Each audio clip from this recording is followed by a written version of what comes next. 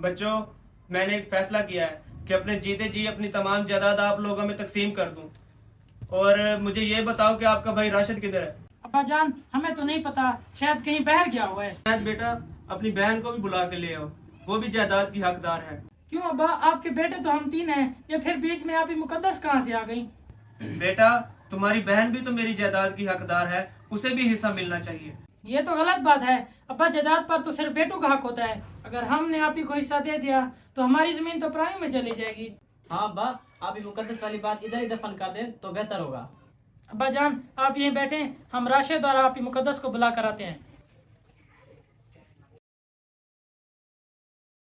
भाई अब क्या करें, अब्बा तो आप ही को जायदाद देने का कह रहे हैं। मुझे लगता है इस बारे में हमें राशिद को बताना पड़ेगा। अच्छा, राशिद है कहाँ? रुको, मैं उसको कॉल करता हूँ। वो कॉल नहीं उठा रहा, पता नहीं कहाँ फंस गया है वो। भाई को छोड़ो, ये सोचो कि आप ही मुकद्दस का क्या करना है। मेरे पास एक प्लान है, इधर आओ। चलो फिर उसके घर चलते हैं।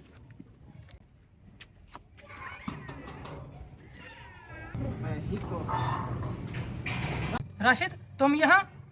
हाँ, मैं यहाँ मुकद्दस आपी को मिलने आया था। वो हम भी आप ही मुकद्दस से मिलने आए थे। अब मुझे ये भेजा है आप ही मुकद्दस को बुलाने के लिए। अच्छा, फिर मैं आपके मुकद्दस को बुला के ला रहा हूँ। नहीं भाई राशिद भाई, रुके जरा। क्यों, क्या हुआ?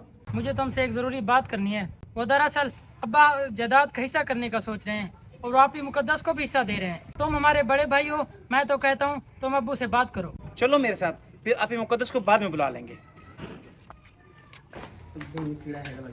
हाँ राशिद, आगे तुम।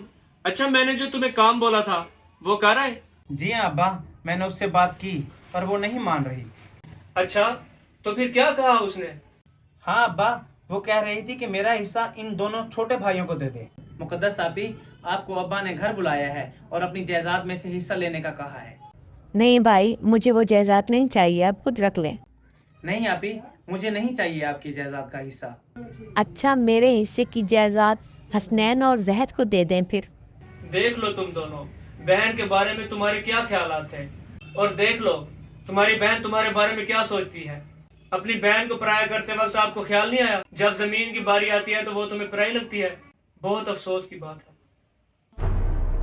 जब हम अपनी बहनों को रुखसत करते हैं तो उनके सब हक भी भुला देते हैं। इस्लाम में जहाँ बेटों का हिस्सा है वहाँ बेटियों का भी है। हमें चाहिए कि हम अपनी बहनों का हक उनको दें, और ना सिर्फ हक बल्कि उससे बढ़कर उनका ख्याल रखें।